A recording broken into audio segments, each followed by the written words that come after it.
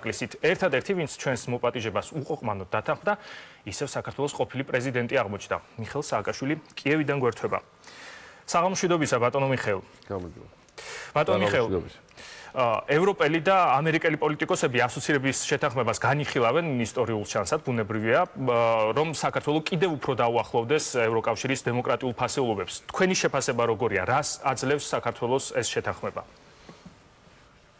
Გიორგი, მე სანამ გადავიდოდეთ ამ თემაზე, რაც რა თქმა უნდა ძალიან მნიშვნელოვანი თემაა, მაგრამ მომიტევეთ და არ შემიძლია არ ვისაუბრო ალეკო გრიგოლაშვილზე, ჩვენს ოფიცერზე, რომელსაც დღეს გამოვეთხოვეთ ძალიან დიდ ჯგუფთან ერთად ხალხის, სამხედროების, ათასობით ადამიანი იყო ალბათ მოსული კიევის მთავარ მოედანზე, კიევის ცენტრში, მთავარის მაიდანზე, მთავარის სტელის ქვეშ.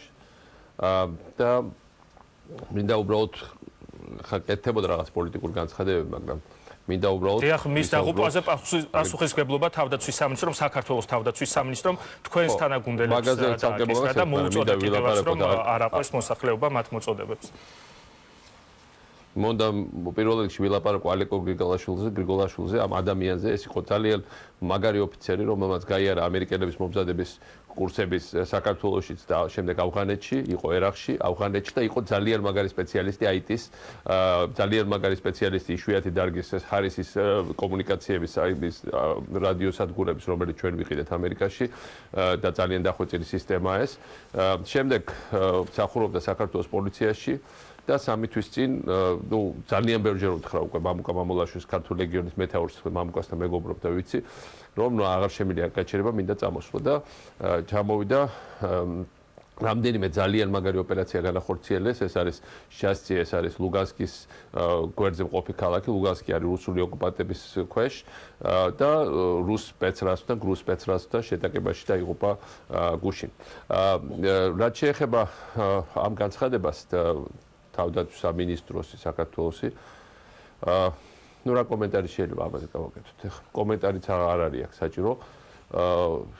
ეს ხალხი ან საერთოდ უსისხლოა, ან მართლა გადაჯიშებული ბოლომდე, ან საერთოდ დაკარგული აქვს, არეული აქვს რამსები, იმიტომ რომ რეალურად ძალიან კარგად უპასუხა პოლკოვნიკა დავით მაკიშვილმა, რომელიც ცნის გენერალ კალანდაძესთან ერთად უკრაინულ სპეცრაზს მარიუპოლში, რომელიც აძამშორ მიმართულება, რომ თქვენ სინდის წმენდა იქო.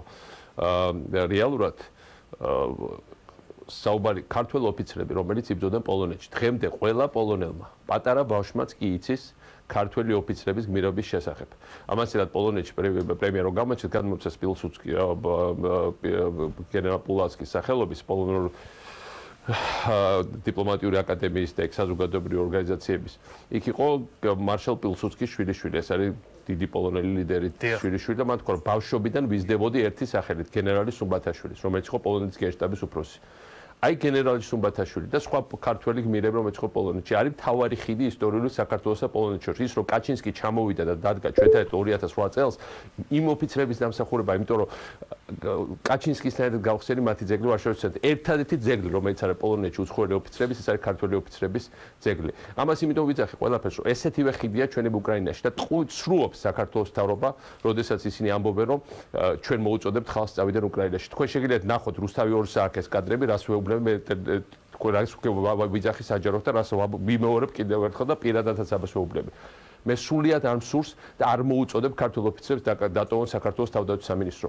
საქართველოს თავდაცვის სამინისტროში დღეს პირდაპირ ჩასვეს გრუს აგენტურა, ეს არის მინისტრი, რომელიც იბარებდა ამ ოფიცრებს და აფრთხილებდა მათ, რომ უკრაინაში წასვლა გამოიწოდა მათ მიმართ სისხლის სამართლის საქმის აღძვრას, მაშინ იყო კონტრდაზვერვის უფროსი, ეს არის მისი მოადგილე, რომელიც არის პირდაპირ პუტინის მეხუთე კოლონის ბურჯანაძის პარტიის წარმომადგენელი პირდაპირ და ამ სიტუაციაში დაუტოვოთ ბურდი და ოფიცერი ამ სიმწრით შექმნილი შეერაღებული ძალების, ჩემი შექმნილიაც არის მათ შორის და ჩვენი შექმნილია ყველასი.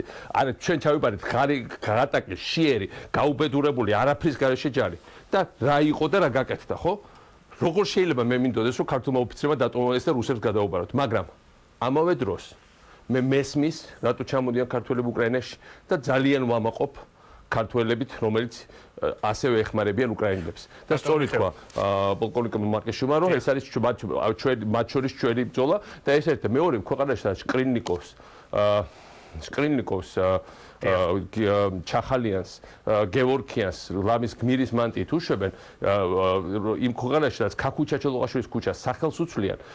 იმ ქვეყანაში აღარაფერი შეიძლება აღარ გიკვირდეს, მაგრამ საუბარი არის იმაზე, რომ ქვეყანა ბოდიში ხდი მოწყდა ქვეყანა კონტექსტ რეგიონალურს მორჩა აღარ არის გარჩევა მტრის და მოყარის, აღარ არის გარჩევა შავის და თეთრის და ამ სიტუაციაში არ უნდა გვიკვირდეს შემოკარგება, რომ აღარავინ თუ ჩვენ თვითონ არ ვცემთ ჩვენ თავს პატივს და ჩვენ თვითონ არ აგვაქვს თავმოყარეობა, მაშინ ვის შეიძლება მოთხოვოს, რომ საქართველოს აუცილებლად კიდევ უნდა გავაგრძელოთ ბატონო მიხეილ საუბარი, როდესაც ღარიბაშვილის განცხადებას შევეხებით იმასთან დაკავშირებით, რომ ყოფილი ხელისუფლების წარმომადგენლები უკრაინაში ინიშნებიან, მაგრამ ოდნავ მოგვიანებით გადავიდეთ იმ თემაზე, რომელიც ამ კვირის განმავლობაში განხილვის მთავარი თემა, ეს არის რატიფიცირება ევროკავშირთან ასოცირების ხელშეკრულების. რა არის ამ დოკუმენტის მნიშვნელობა, რამდენად დიდია ეს მნიშვნელობა და თქვენი ხედვით რამდენად ესმის ეს მნიშვნელობა დღევანდელ ხელისუფლებას? ორი თვის წინ როდესაც ევროპის სახალხო პარტიის სამიძე ვიყავი, ამ სამიც ესწრება ევროპის ლიდერების აბსოლუტურ უმრავლესობა, როგორც იცით.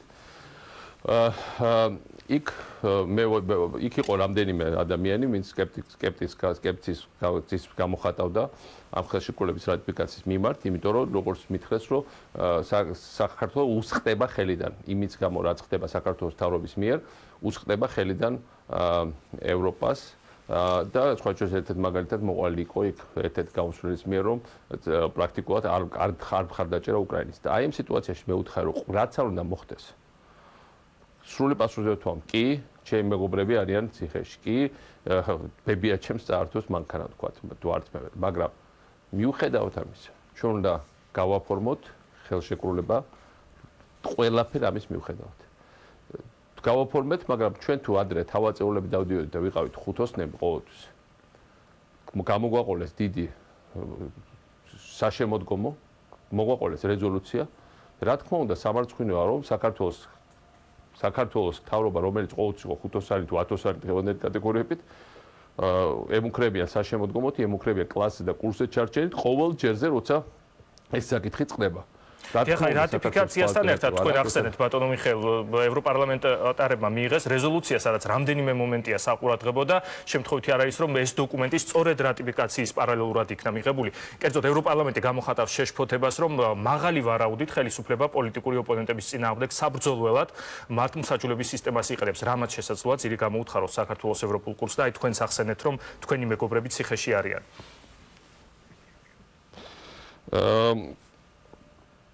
ნუ თქვენ ნახეთ რომ ეუთოს ეს უბრალოდ განცხადება ხო არ იყო თვითონ ივანიშვილმა მოიწვია ეუთოს მონიტორინგი იმიტომ რომ ეგონა რომ ამათ წარმოდგენა ხო როგორია თვალს ჩაუკრავ იქ ფულს ჩაუჯიბავ აკეიფებ და ეგრე ეგონა რომ ეგრე მუშაობდით ჩვენ მათი პრიმიტიული ველური უმეცარი წარმოდგენებით ეს ეხება და ამიტომ ვიფიქრეს რომ შემოვიდენ არაუშავს კარგად წავაკეიფებთ და მე დაწერე მასაც ვეტყვით თვალს რომ ჩაუკრავთ და ერთ-ორი მათ ჯიბეში ჩაუჩხარდათ. ნუ ხებულებრივი არაფერი ესეთი არ მოხდა და ამ ხალხმა დაწერა ის რაც ნახა და ნახა რომ საქართველოში არ არის რომ მათ შემდეგ რაც იყო ყველა პროცესზე ხო ეს რომ მათ დაწერეს რომ საქართველოში უგულოებით სასამართლოში უმთავრესი უფლება ადამიანის უფლების დაცვის უმთავრესი უფლება პოლიტიკური მანიპულაციების არ ქონის სასამართლოში და ასეთი მძიმე დასკვნა ჯერ მე რაც ამ საქმეში ვარ და მე ვლაპარაკობ მე იურისტი ვარ გარდაებისა რომ სანამ პოლიტიკოსი გავხდებოდი იურისტი ვიყავი ასევე მე რაც ამ საკითხებს სწავლობ 80-იანი წლების ბოლოდან არც ერთ ევროპული ქვეყნის სამართლებრივი სისტემის მიმართ მე ასეთი მძიმე დასკვნა ჯერ არ მახსოვს ეხლა უნდა მიხაროდეს მე ნამდვილად არ მიხარია გამოსწორებადია ეს კი ძიმე ზარალია უკვე მიყერებული მაგრამ რა თქმა უნდა გამოსწორებადია ამიტომ ჩვენ უნდა ვიყოთ ორიენტირებული მომავალზე არ უნდა დავკარგოთ იმედი ამ ხელისუფლებას აქვს რესურსი ამის გამოსწორების ბატონო მიხეილ როგორ ფიქრობთ? ნუ ამ მოდით ახლა სერიოზულად მივილაპარაკებთ ამათ რესურსებზე. ამათ არ გქონდათ რესურსი პირველი წუთიდან. და მე ამის შესახებ ქართულ ხალხს ვაფრთხილებდი 2012 წლის არჩევნებამდე, მაგრამ მე ვფიქრობ ჩვენ სამაგეროთ ყველა იმ უარყოფითთან ერთად რაც მივიღეთ, სამაგეროთ ჩვენ ხმა ხალხმა აიღო ახალი რესურსი, მოხდა ასევე განახლება ჩვენი და სხვა პოლიტიკური ძალების, ზოგადად პოლიტიკური აზროვნების და ამგვარად საზოგადოებას ნამდვილად აქვს რესურსი. თორე ამათ რესურსი არც ქონიათ და საერთოდ საიდან გაუჩნდებოდა. მე მგონი ყველანი ხვდებით, რომ რა ფენომენთან გვაქვს. ბატონო მიხეილ, ვინაიდან ხელისუფლებაზე ვსაუბრობთ, ჩვენ ვნახეთ, რომ პრაქტიკულად ბოლო წუთს გადაწყდა საქართველოსთან წარმომადგენლობითი დელეგაციის გამგზავრება სტრასბურგში და ლოგიკურად დარჩა შთაბეჭდილება, რომ მოქმედმა ხელისუფლებამ იმიტომ თქვა უარი ევროპარლამენტში სტუმრობაზე, რომ იქ თქვენ იყავით მიწვეული. ვინ მიგიწვიათ სტრასბურგში და როგორ აფასებთ მთავრობის გადაწყვეტილებას?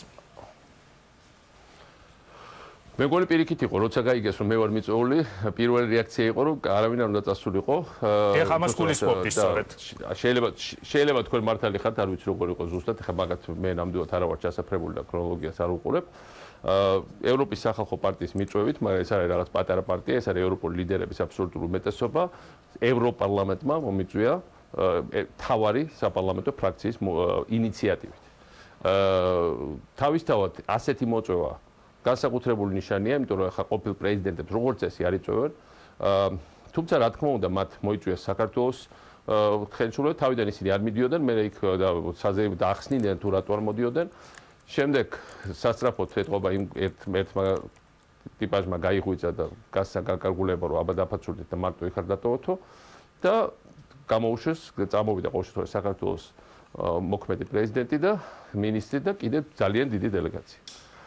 მათ მოითხოვეს გამოსვლა და ლოგიკური იყო, იმიტომ რომ პარაშენკოს როცა პარაშენკო იყო რატიფიკაციაზე, პარაშენკოს ჰქონდა ვრცელი გამოსვლა და ძალიან ტრიუმფალური ევროპარლამენტის წინაშე და მაგრამ აი ამ გარემოებებში, როცა ეს ყველა მიხვდა, რატომაც მოდიოდნენ, რომ მოდიოდნენ იმის გამო, რომ მე მარტო არ დავეტოვებიეთ, ევროპარლამენტმა წინა საღამოს, ანუ სერიოზული განხილვის შემდეგ გამოსვლაზე თქვა უარი. ნუ რა შეიძლება ამაზე ითქვას? მე ვიყავი ევროპარლამენტში ორჯერ, მანამდე, როგორც მოქმედი პრეზიდენტი. ორივეჯერ მქონდა თავარი ტრიბუნიდან, უბრალოდ მანამდე ერთხელ მქონდა დიდი გამოსვლა საგარეო საქმეთა გაფართოებულ კომიტეტში, სადაც იყო ევროპარლამენტის ნახევარი პრაქტიკულად და შემდეგ ორ ჩასვლაზე მქონდა გამოსვლა მთელი შემადგენლობის წინაშე, თან ორჯერ ევროპარლამენტში ძალიან ცოტა ვინმე გამოსვლა, თუ არ ვცდები, ერთი თუ ორი ადამიანი მსოფლიოში გამოსული და ბოლო გამოსვლა განსაკუთრებით დამახსოვრებელი იყო, იმიტომ რომ ძალიან კეთილგანწყობი რეაქცია იყო. ეს არის ის, რაც ჰქონდა საქართველოს, ეს არ არის ჩემზე, ეს იყო საქართველოს პრესტიჟი, საქართველოს რეპუტაცია, საქართველოს მიმართ გამოხატული კეთილგანწყობა. ჩვენ ახლა გვაქვს ხელისუფლება, რომლის წარმომადგენლები დელეგაცია შემოაგდეს ქანდარაზე ბოლო რიგში და რომელსაც არ მიცეს გამოსვლის უფლება. ეხლა გინდა ესეთი ინტერპრეტაცია გააკეთეთ და გინდა ასეთი. მე არასოდეს 5-7 კაცზე მეტი არ დამყავდა, ესენი დადიახათ 60, ან 70, ხან 100, აქაც ძალიან ბევრი იყვნენ ჩამოლაგებული, რისთვის რომ ქანდარაზე შემოჯდნენ და კიდევ ერთხელ მოჭრან თავის გვეყარას. მე არ მიხარი ამას რომ ეს დარწმუნება ძალიან წარებულსა ჩვენ ისტორიაში, ჩვენ ყავს თავრობა ყველა განშტოების სამწუხაროდ, რომელსაც პრაქტიკულად არავინ არ იღებს სერიოზულად. საქართველოს თავრობას არ უნდა ჭირდებოდეს ნიუ-იორკ ტაიმსში რუსეთივით და ჩამორჩენილი ზოგიერთ ქვეყანასავით გვერდების ყიდვა და ამაში მილიონების გადახდა და იქ ყვილების წერა. საქართველოს იწერებოდა ძალიან ბევრი კარგი და სტატია და ამას ვაკეთებთ ყოველგვარი ფულის გარეშე, იმიტომ რომ ამას ვაკეთებთ იმით, რაც ხდებოდა საქართველოს შიგნით. ეხლა კარგი არაფერი არ იწერება და სამაგეროდ ყიდულობ ხარჯავთ ფულს სისურველი. გარდა იმისა, რამდენადაც ვიცით, გარდა იმისა, რომ თქვენ კენჭისყრას ესწრებოდით, თქვენ ქონდათ შეხვედრებით სტრასბურგში და ბრიუსელში. სტრასბურგში მე იქ დეპუტატებთან მქონდა ძირითადად შეხვედრა. რაც შეეხება ეს გამახსენდა ძველი დრო, იმიტომ რომ დილას ჯერ ბრიუსელში ვიყავი, შემდეგ ჩავფრინდი სტრასბურგში, იქ საათზე მეტია ფრენა. მე და როცა ჩამთავრდა ეს ცერემონია, გავიქეცი, გავფრინდი ისე უკან სტრასბურგში, უბრალოდ ბრიუსელში იმავე დღეს ევროპის სახალხო პარტიის რეგულარულ სამიტზე. იქ ცოტა დამოგვიადა, მაგრამ ზუსტად იმ ადგილს მივისწარე, როცა რუსეთის საკითხის განხილვა დაიწყო. ნუ რა არის ევროპის სახალხო პარტიის სამიტი? ეს არის გვალი მაგიდა, სადაც ზის ბევრი ლიდერი, მაგალითად ევროკომისიის პრეზიდენტი იუნკერი, ევროკომისიის თავმჯდომარე, ევროსაბჭოს თავმჯდომარე, ევროპის კავშირის თავმჯდომარე დონალდ ტუსკი, კანცლერი მერკელი, თქვათ რამდენიმე ქვეყნის პრეზიდენტი, პრემიერ-მინისტრი, ევროპის სახალხო პარტიის ლიდერები და მათ შორის სხვა ხალხთან ერთად ვზივარ მეც და იქ მიდის განხილვა. სწორედ იმ დროს, როცა მივედი რუსეთის განხილვა დაიწყო, კანცლერი მერკელი გამოვიდა, საგარეო კომიტეტის თავმჯდომარე ბროკი გამოვიდა ამ საკითხზე, საიროშ-ვორსკი, პოლონელი დეპუტატი და ასევე გამოვიდი მე. ნუ ეხა ეს დახურულია ხოლმე ეს ხტომა და ამიტომ განხილვაზე რა იყო ზუსტად ამის ლაპარაკი არ არის სწორი, მაგრამ ერთი რამე შემინდა თქვა, რომ იმდენად გამკაცრებულია ტონი რუსეთის მიმართ, იმდენად შეცვლილია საერთაშორისო, იმდენად სუდათ აქვს მაგათ საქმე დასული. საერთოდ ვეღარ ვცნობ, ეს იყო მე რო დავიწყე იქ სიარული 4-5 წლის წინ, საერთოდ ერთი სიტუაცია იყო და ეხლა არის სადა დედამიწა ჩვენ სასარგებლოდ. ეს თელი ამხელა დიდი პოლიტიკური ძალა, ევროპის ლიდერების აბსოლუტურ უმეტესობა. ლაპარაკობს დღეს ერთი ხმით ყოველგვარი ყოყმანის გარეშე. ასევე კარგი იყო. მაგრამ სამაგეროთ ბატონო მიხეილ. წინას დიახ, სამაგეროთ არ არის შეცვლილი პუტინის ტონი. თქვენს მიმართ ჩვენ ნახეთ რომ ამ კვირაში პუტინმა კიდევ მოდი შეგე, სანამ პუტინზე გადავიდოთ ეს რა იყო მნიშვნელოვანი, რომ წინას ხტომაზე, მაშინ კანცლერ მერკელს ველაპარაკე აფხაზეთზე და მაშინ ჩემგან გაიგო, იმიტომ რომ საქართველოს ხელისმთავრობასგან არ იყო ინფორმირებული, ეხლაც როცა აქეთ მოვიდა ჩვენთან ველაპარაკე და თვითონ იყო შვენივრად ინფორმირებული უკრაინაში ქართველების დანიშვნაზე. და შემდეგ და ეს სხვა შორის ძალიან საინტერესო განხილვის თემა იყო იქ ზოგადად ამ თვითონ ამ სამიტზე და მნიშვნელოვანი რა იყო რომ სამიტს მოუწოდე რომ აუცილებლად მოქცენ უვიზო მიმოსვლის ისა ეს არის ძალიან მნიშვნელოვანი როგორც არ უნდა საოცრებით ჩაიდინოს საქართველოს ხელისუფლება უნდა აუცილებლად საქართველოს მიიღოს უვიზო მიმოსვლა, შემდეგ შევხვდი ევროკომისიის ახალ გაფართოების კომისარს, იქ მასთან ძალიან ვრცელი და დეტალური შეხვედრა მქონდა, ესე იოჰანეს ხანი ავსტრიელი და კიდევ ერთხელ ველაპარაკე, რომ მიუხედავად ყველა შენიშვნისა, საქართველოს მოქალაქეები არ უნდა დაისაჯონ და ჩვენ უნდა გქონდეს უვიზო მიმოსვლა ევროპასთან, ჩვენ უნდა აუცილებლად განვიცადოთ შემდეგი პროექტები და მათ შორის ეკონომიკური დახმარების კუთხით, ასე რომ ეს არის და ეს. ვინაიდან ვიზა ახსენეთ, ბარემ ამასაც კითხავთ, თქვენ განაცხადეთ, მე მახსოვს რომ დიპლომატიური საპრეზიდენტო პასპორტი გაგიუქმეს, თუმცა საგარეო საქმეთა მინისტრი თამარ ბერუჩაშვილი აცხადებს, რომ თქვენ ფლობთ 4 დიპლომატიურ პასპორტს და არც ერთი გაუქმებული არ არის. რა ხდება რეალურად თქვენს პასპორტთან დაკავშირებით? თქვენ არ გასვათ კითხვას, რომ მოულოდნელად როცა ეკითხება მინისტრს ჩემს პასპორტზე და უცებ იცის, რამდენი პასპორტი მაქვს, რო? დიახ, ესეც რა თქმა უნდა საყურადღებო იყო, რომ იცოდა ზუსტად. საეჭვოდ არის საქმე. ხო, ეს ერთი. მეორეს ერთი მე ბუროთ გიყვებით რაც იყო. წინა იმაზე რომ ვიყავ ვარშავაში, როცა მოვდიოდი, ეს როცა გადმომცეს ეს პულასკის პრემია, როცა მოვდიოდი, ჯერ ავიაკომპანიის ლოტის პოლონური ავიაკომპანიის წარმომადგენელი მითხეს, "უი, თქვენი პასპორტი გაუქმებულია კომპიუტერში, ეგ რა მოარდაო?" მე ვთქე რა ვქნაო, ავტოგრაფი მომეციო და სურათს გადავიღებ შენთან ერთად, გამიქრება იმ გოგომ, გამატარეს, მე საზღვარი იქ უკვე საზღვარს გადიხარ ხო? საზღვარზე მითხრა რომ თქვენმა სიტყვით your stupid government abolish your passport ეს მითხრა პოლონელმა მესაზღვრა. თქვენმა უტვინო მთავრობამ გაუქმა თქვენი პასპორტი და გაიღრიმა და ჩამიტყა ბეჭედი. და გამატარა. ნუ ამერიკაში იმათ საერთოდ არ აინტერესებთ ესეც საკითხები და უკანა გზაზეც ავიაკომპანია მითხა იგივე. ხა აქედან თქვენ გამოიტანეთ დასკვრა. ხა ის რომ ყველა საზღვარზე წერილები აქვს დაგზავნილი და ისინი ამ წერილებს უბრუნებენ უკან შენიშვნებით არავის არ აინტერესებთ მათი აზრი, ესეც ყველა მიცით. ის რომ აატალახეს კარი სხვადასხვა ინტერპოლის და საგენტოებს უკვე იქ ანეკდოტები დადის ქართველების თავხედობაზე, უტიფრობაზე და სისულელეებზე, რომელსაც ისინი აღზავნიან, ესეც ყველამ კარგად იცით. ის რომ ურაკავენ უკრაინის პრეზიდენტს და პრემიერ-მინისტრს და ისეთ წარმოუდგენელ ჭორებს უყობიან ასავალ-დასავლიდან უკვე ეს ქვეყნის უკიდურესი უპატივცემულობა, ესეც თვითონ აღიარებენ და ყველა მიცით. ასე რომ ეს არის აი ამ სიტუაციაში ვართ აღმოჩენილი. კარგით, მოდით აი ახლა გადავიდეთ რუსეთის თემაზე, რასაც დავიწყოთ საუბარი. დიახ. დიახ, მეთქვით, გთხოვთ.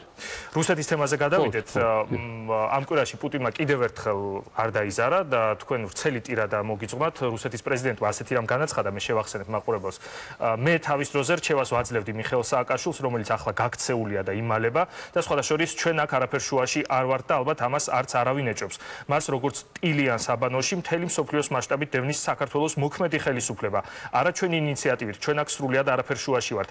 რამდენადაც მე ვიცი, სამუშაო ვიზასაც კი არ აძლევენ შეერთებულ შტატებში. მე თავის დროზე ვურჩევდი და ვეუბნებოდი, მიხეილ ნიკოლაევიჩ, არ გააკეთოთ ეს, არავითარ შემთხვევაში არ დაიწყოთ საბრძოლო მოქმედებები. მან კი მიპასუხა, არა, არავითარ შემთხვევაშიო და მაინც დაიწყო. შედეგი ცნობილია.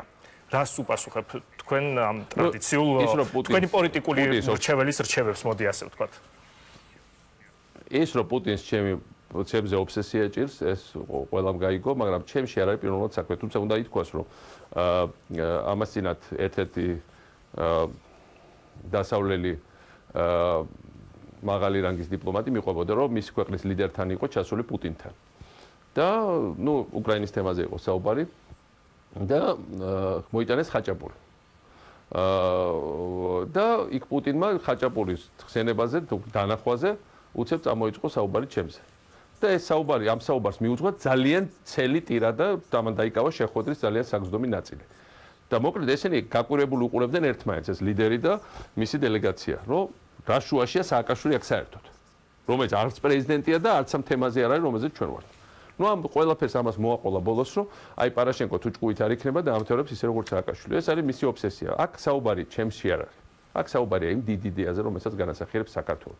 რომ ყველაზე კორუმპირებულ, ყველაზე კრიმინალურ, ყველაზე წუმპეში მჯდომ თავრობას და არ შემდგარ ქვეყნები და შეიძლება გააკეთო ნამდვილი სახელმწიფო. ჩვენ გვქონდა თავზე ხელაღებული და საკმაოდ წარმატებული ცდილობა კავკასიაში სრულიად უიმედო პროექტის განხორციელების, თანამედროვე სახელმწიფო შექმნის და იმედის გაჩენის მთელი პოსტსაბჭოთა ქვეყნებისთვის. ეს არის რაც პუტინს ყველაზე მეტად აღიზიანებს. ის რომ ეს იმდენად ძლიერი იდეა, რომ კი საქართველოში ამ იდეამ დროებით უკან დახევა განიცადა.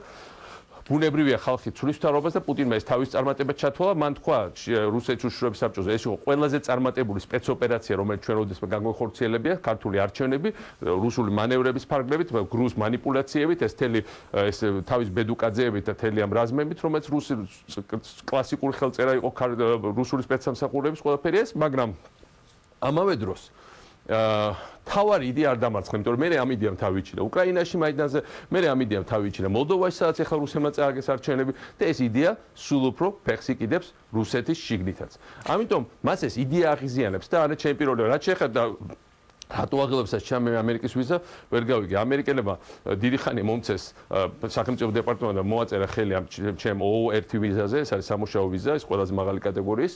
ვაშინგტონში ჩვენ შევქმნით ინსტიტუტი, ეს არის ახალი ლიდერობის ინსტიტუტი, სამსართულიანი ოფისია ჯორჯტაუნში, შეუძლია ყველას მივიდეს და ნახოს. მე ვარ ამ საბჭოს თავმჯდომარე ამ ინსტიტუტის, იქ არის ამერიკელებიც მუშაობენ, ჩვენი ყოფილი ელჩი თემური იაკობაშვილი, რომელიც დიდი ავტორიტეტია ვაშინგტონში. შემდეგ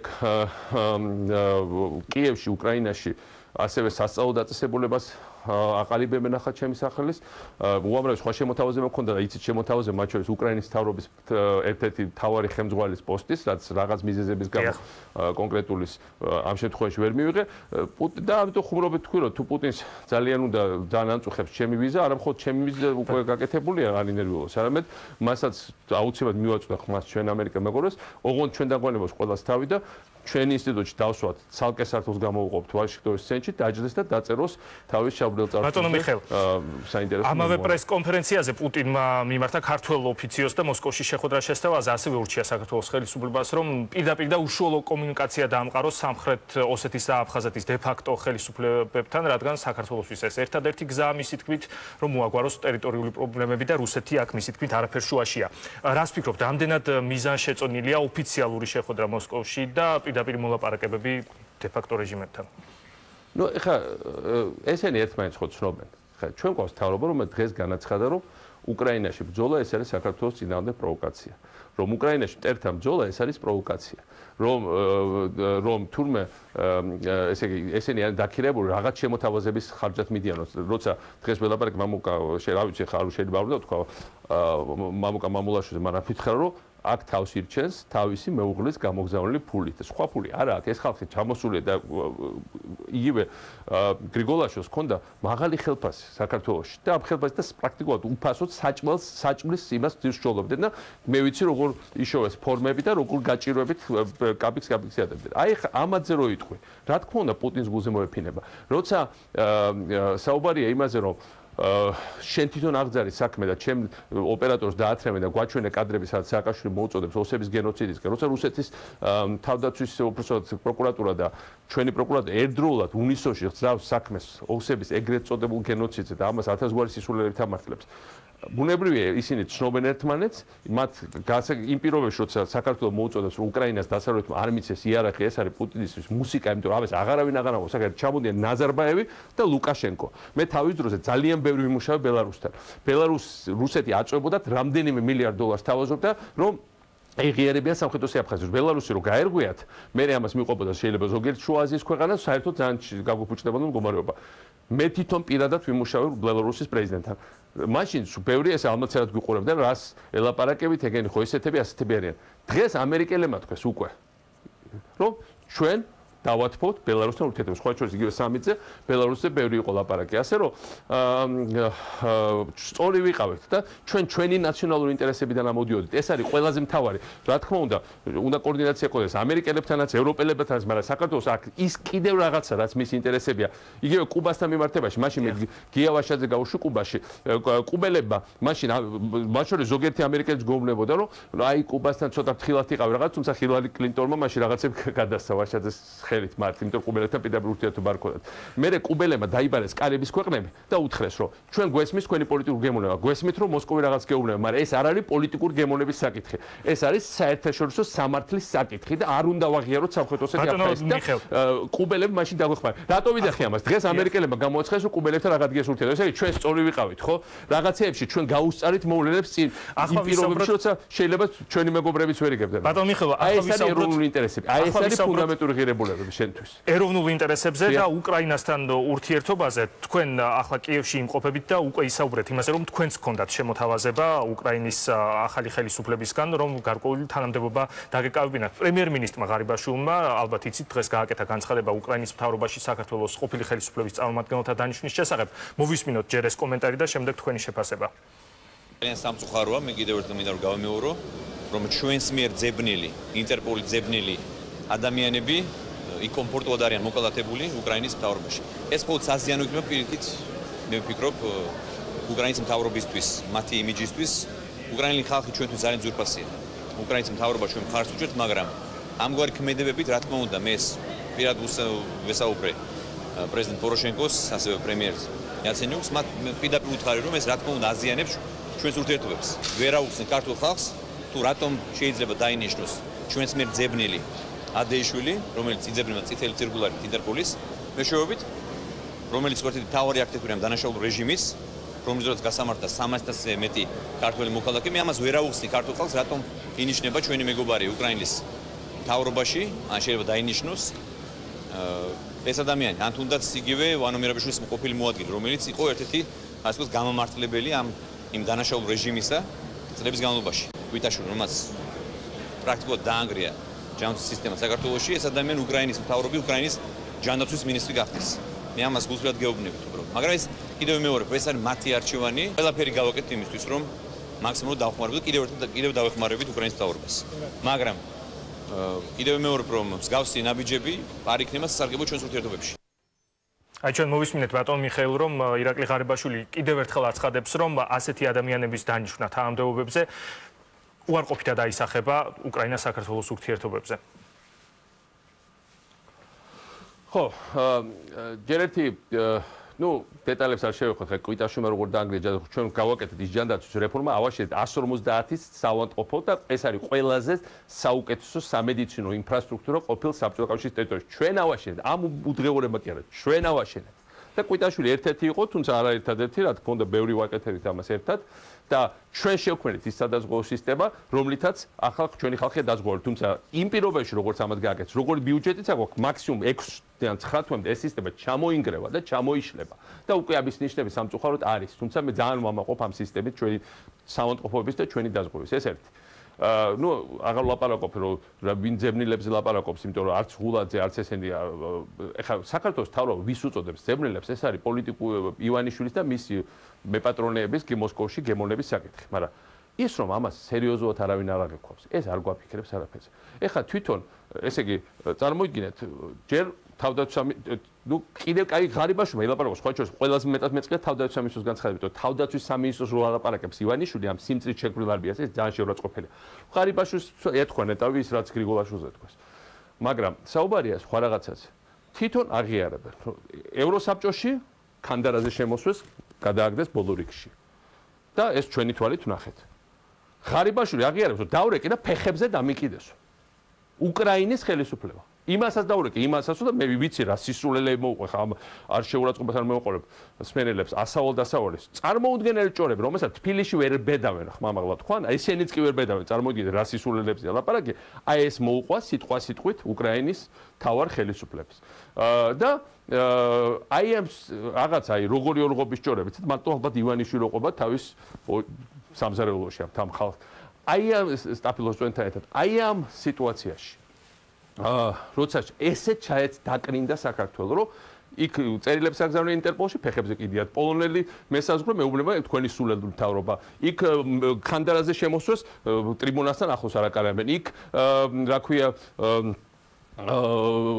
რეკავს და ფეხებზე ეკიდებენ და არა მხოლოდ ამის შემდეგ მის დარეკვის შემდეგ გულაძე დანიშნეს და კვიტაშვილი, არამედ კიდე არის სხვა თანამდებობის პირების დანიშვნაზე რამდენიმეზე საუბარი უკრაინაში და ამასაც განახორციელებენ. ბატონო მიხეილ, რა თქმა უნდა ეს ჩვენი რომ შევაჯამოთ, რა მნიშვნელობა აქვს რომელი თავრობის წარმომადგენელი? ეს არის ევროპულობა, რომ შენ გიხარია, შეიძლება არ ეთანხმებოდ წინამთავრობას, მაგრამ სიტყვაზე ალექსანდრე კვაშნევსკი, პოლონეთის პრეზიდენტი იყო წინამთავრობის წარმომადგენელი, ეს თავრობა შეიძლება არ ეთანხმებოდეს, მაგრამ ყველანაირად ლობირებს მაგალითად უკრაინაში, რომ კვაშნევსკი სადაც დაინიშნოს. ბატონო მიხეილ, რომ შევაჯამოთ ჩვენი საუბარი რომ შევაჯამოთ საქართველოს 2014 წელი ფაქტია დაასრულა ევროპარლამენტის მიერ ასოცირების ხელშეკრულების რატიფიცირებით, რაც ჩვენი ქვეყნისთვის უდაოდ დიდი წარმატებაა, მაგრამ თქვენი ანალიზით რამდენად წარმატებული იყო ეს წელი მთლიანობაში საქართველოს ხელისუფლებისთვის?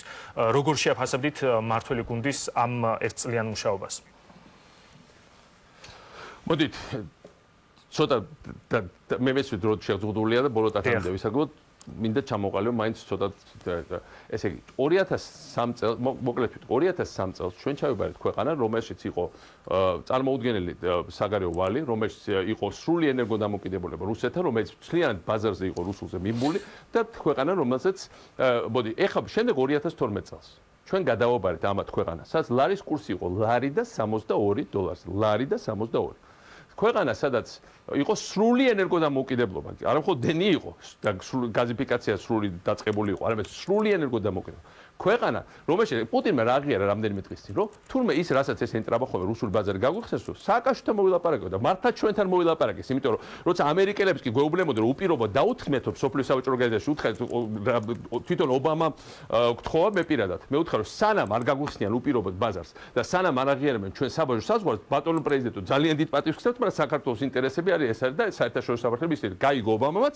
და პუტინი იძულებული იყო რომ დაეთმო. აი ამ პირობებში როცა აი ეს ეხლა რა სიტუაციაში ვართ, ისე მივებეთ რუსულ ბაზარს, ხო ეს ფაქტია. ესე იგი, ლარი ისე მიება რუბლს და ეს ნიშნავს იმას, რომ უახლოეს თვეებში წინ გველოდება ლარის კოლაფსი სამწუხაროდ და ნუ კურსის განსხვავებას 1.62-დან ეხაც ხედავთ, მაგრამ ეს მხოლოდ დასაწყისია საუბედუროდ. ჩვენ მივიღეთ სიტუაცია, როცა იგივე მეღვინეები, მე ვაფრთხილებდი ქართულ მეღვინეებს, ძალიან მიყვარს, ჩემ ძალიან მიყვარს, ყველაზე მეტად საქართველოს მენატრება ჩემი ვენახი ყვარელში. ნუ ჩემ ახლობლების და ოჯახის წევრების და მეგობრების გარდა, მაგრამ ვეუბნებოდი, არ შეიძლება რუსულ ბაზარზე მხოლოდ მიბმა. ეხლა რა ხდება? რუსეთში ჩამოიშალა შიდა ბაზარი, დარჩენია უზარმაზარი ნაშთი ღვინის, უზარმაზარი კრედიტები აი დახარბებულს რუსულ ბაზარზე. იმიტომ რომ თავრობამ წაახალისა ახლა რამათი ბრალი რა არის. აიღეს დიდმა ღვინის ქარხნება, რამდენიმე ღვინის დიდ კომპანიას ემუქრება უახლოეს პერიოდში გაკოტრება. არ შეიძლება და თუნდაც მოლდოვას მაგალითზე უნდა გვენახა, რომ არ შეიძლება რუსულ ბაზარზე და 2 წელი რო დაგსულდა, საერთოდ პრობლემა არ გვექნებოდა 100 მილიონი ბოთლის გაყიდვის სოფლიოს მასშტაბით. ამიტომ აი ეს არის კონკრეტული პარამეტრები. აი ამ სიტუაციაში ჩვენი დღეს ამოცანა არის. ჩვენი ამოცანა რომ მოვახდინოთ მინიმიზირება და აი მინდა უბრალოდ მაგარი ყველაფერს აქვს თავის ფასი. აგერ არის საოცრება, ამას ქვია სასწავლებათა მოედანი აჭარაში. ეს არის ადგილი, რომელიც სადაც უბრალოდ ეს შენობები არ არის, მე გითხრათ რა შენდებოდა. ეს არის ადგილი, სადაც ბიძინა ივანიშვილმა 2012 წლის ზაფხულში ჩაატარა მიტინგი, აი ამ ადგილზე ზუსტად საოცრებათა მოედანზე. და იქ იყო ცნობილი მიტინგი, სადაც გამოაცხადეს, რომ ჩაზნეკილის მენატრება. მაშინ ხალხმა გაიცინა და გაიარა, რომ ხო, ვიღაცა უცნაური ცოტა კაცია, მოვა ბიძინიკო და დაგვირიგებს ფულს. ამის შემდეგ ეს საოცრებათა მოედანი, თუ სასწავლებათა ესე დაარქვეს მაშინ ბათუმის მერიამ, გადაიქმნა ესე იგი ოცნების მოედნად. მე რა ხდება? მე ივანიშვილი მოდის ხელისუფლებაში და აგერ იყო სასტუმრო კემპინსკი. ეს იყო პირველი 7 ვარსკვლავიანი სასტუმრო აღმოსავლეთ ევროპაში. თელ აღმოსავლეთ ევროპაში და ყოფილ პოსტსაბჭოს სივრცეში. არც რუსეთში არ არის 7 ვარსკვლავიანი კემპინსკი და არც შუა აზიაში და არც მით უმეტეს პოლონეთში, ჩეხეთში, უკრაინაში და ასე. ეს იყო სიმბოლო ქართული ტურიზმის ბუმის. 100,000-დან ჩემ პრეზიდენტობის დასაწყისში ტურიზმი გაიზარდა 6 მილიონად. კემპინსკიმ გამოაცხადა წინა კვირას, რომ წავიდა ფაფუ კემპინსკი. ჩვენი ტურისტული ბუმის სიმბოლო წავიდა. ნუ მანამდე ბათუმის ამერიკული ტექნოლოგიური უნივერსიტეტი, სადაც 100 მილიონი გამოვყავით ჩვენ, 160 მილიონი დოლარი გამოვაყოფიებთ ამერიკელებს. უნდა ყოფილიყო არა მხოლოდ საქართველოში, არამედ მთელ აღმოსავლეთ ევროპაში და შეიძლება ევროპაშიც საუკეთესო უნივერსიტეტი. უამრავი ფული ჩაიდო, ავაშენეთ ეს ძალიან მაგარი შენობა. პირველი რა დახურა ივანიშვილმა და ჩააქრო კიდევაც გარეგანათება ბათუმის ტექნოლოგიური ამერიკული უნივერსიტეტი, ფაფუ უნივერსიტეტი. ჩემს გარდა ჭირისუფალი არავინ არ ყავდა. ტრამპ ტაუერი, სიმბოლო საქართველოში ინვესტიციების მოზიდვის. სხვა შორის ქართული ინვესტიცია ძირითადად ტრამპი რაღაც ფულის მობილიზაცია მოხდინა, დანარჩენი ქართული ინვესტიცია. ტრამპ ტაუერი, ფაფუ ტრამპ ტაუერი, ივანიშვილმა მოკლა.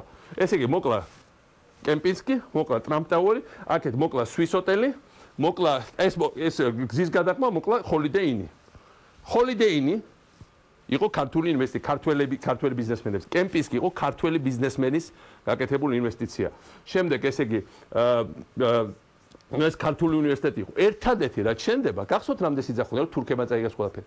ერთადერთი რაც შენდება არის თურქული ბურაკი ესე ლაზია წარმოშობით, თურქი ბიზნესმენების. ისიც რატო? იმიტომ რომ ლევან ვარშალოვიძე, რომელიც რაღაცნაირად მასთან მეგობრულ ურთიერთობას წარმოადგენს, დავარწმუნეთ რომ დაასრულე და ნორმალური მთავრობა მოვა დროს და გახსნის. ქართულ ბიზნესმენებზე ესეთი გავლენა ლევანს არ აქვს, იმიტომ რომ იმათ მთავრობა უფრო ეკაჩება. ესე იგი, ფასი აქვს არჩევნებს.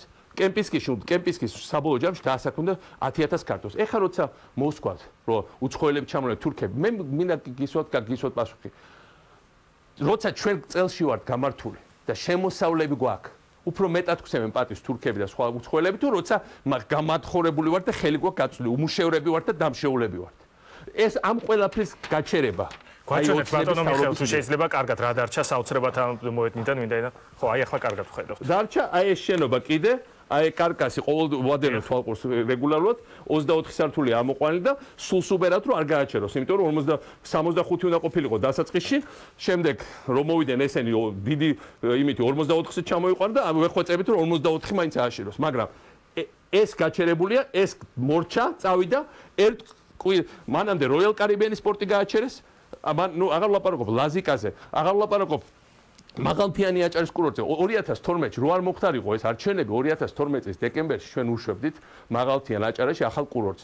მე 4 სასტუმრო შენდებოდა, ეს იქნება დიდი ტურისტული დასაწყისი და ამოსუნთქვა ხულოს და ზედა აჭარის მოსახლეობა. ბატონ მიხეილ, მე გთხოვთ შეჯამოთ ჩვენ უნდა დავასრულოთ. იჟანგება ეს ამ რატო ვიძახი ამას რომ მოდი შევხვდით, მაგრამ საუბარია იმაზე რომ ჩვენ ესე იგი რასაც მოვკიდე ხელი, მე ხო მოდი ახლა თქვა გულწრფელად, რასაც მოვკიდეთ ხელი, ყველაფერს რაღაც დაიწყოს.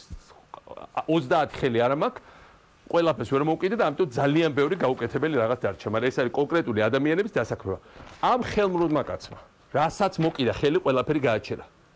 თბილისში საცობებზე ხა რა კავშირშია სასწავლო, როგორ რა კავშირშია? შემოვლითი გზა როგორც გაიხსნება, დამთავრებულია 200 მილიონი გვაქვს დახარჯული. იმდენი ხიდი და გვირაბი აშენდა, რომ რეპორტი მოხსეთ. ეს როცა ეს გზა დამთავრდება და როცა ის მოეფხნა მოყმეს და ხიდი რო გააჩერეს, ის უნდა დამთავრებულიყო 2015-ში. საერთოდ საცობი აღარ იქნებოდა. ეს არის 2-4 და ბოდიში თავარი კურსი რაშია? ეს თავარი კურსი ევროპული კურსიც კი არ არის და რუსული კურსი. თავარი კურსი არის ინდაურის კურსი ახალ წელს და ნიგოზის კურსი.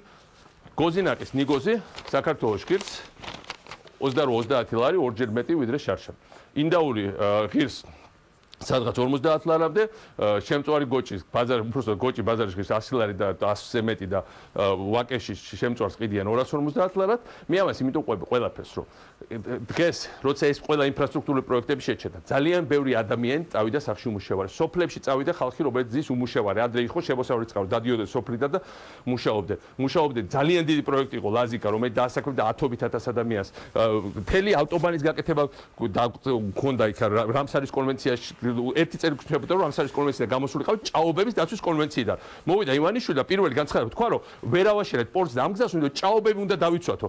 რამდენი წელი უნდა ვიცხოვრო ჭაობში და რატო უნდა დავიცვათ ჭაობები? ბატონო მიხეილ, ჩვენ უნდა დავასრულოთ. ჭაობის ბინადრის მეტალიტეტი ვარ. ამიტომ ბოდიში ვიხდი ერთი დავასრულებ აბაზე. მე მინდა ერთი რამე ვთქვა რომ მიუხედავად ყველაფერ ამის, ჩემო მეგობრებო, ის რომ საქართველოში იყვნენ კიდევ არიან ძალიან ბევრი ისეთი პატრიოტი, როგორც არის ალეკო გრიგოლაშვილი. როგორც არის თუნდაც მამუკა მამულაშვილი, რომელთან დღესთან თენდრი გავატარეთ. როგორც არის ძალიან ბევრი ნიჭიერი, შემოქმედი, ეფექტური, განათლებული ქართველი. ეს არის ჩემი იმედი, რომ ამ ბნელეთის მოციქულებს ჯეჯილი მალე დასრულდება. ამიტომ საქართველოში არის კრიტიკული მასა ძალიან მაგარი ხალხის. ქართველები ვართ მაგარი ხალხი, იმიტომ ვართ ასეთი მოთხოვნადი უკრაინაში. იმიტომ ვართ თემ სოფლიოს მასშტაბით გვაქვს რეპუტაცია სახელი. ამიტომ ჩვენსაც მაინც ყველაფერას ამ წლებში დავზარავთ აღვიდგენთ. ეხლა მთავარია საქართველოს სუვერენიტეტი გადარჩეს და მთავარია რომ არ მივცეთ ტერს შემდგომ მანევრის საშუალება გარებტერს და ჩვენ შიგნით დავლაგდებით. ჩვენ არ გვჭირდება არავის მიმართ არანაირი ჩვენ უნდა ეს წარსულის ფუნქციები გადავშალოთ და ოღონდ თავიდან მოგწეს და არავინ არ აპირებს მათ გახსენებას საერთოდ და ერთადერთი ვინც უნდა აგოს ოღონდ ისიც ქონებით პასუხი ამ ყველაფერს რაც ხდება ზის იმ შუშის სასახლეში თუ ისიც დაგვანებებს თავს არც იმასთან არანაირი პრეტენზია არ მაქვს უბრალოდ რაღაცა კომპენსაცია ქართულ ხალხს იმან მაინც უნდა მისცეს იმ ტყუილების გამო რაც ამ წლებში განვიცადეთ ზარალის გამო ერთადერთი ეგ არის მადლობა საქართველოს მესამე პრეზიდენტი მიხეილ სააკაშვილი გვერდებოდა პირდაპირ ეთერში კიევიდან